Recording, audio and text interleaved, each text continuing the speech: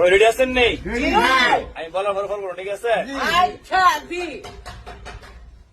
আছি গো ডুবে আমি পাপেরি সাগরে, আছি গো ডুবে আমি পাপেরি সাগরে। মা বলেন। আছি গো মা বিপদে জেলখানার ভিতরে।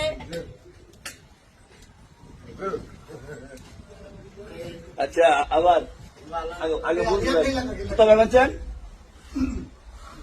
আছি গো আমি ডুবে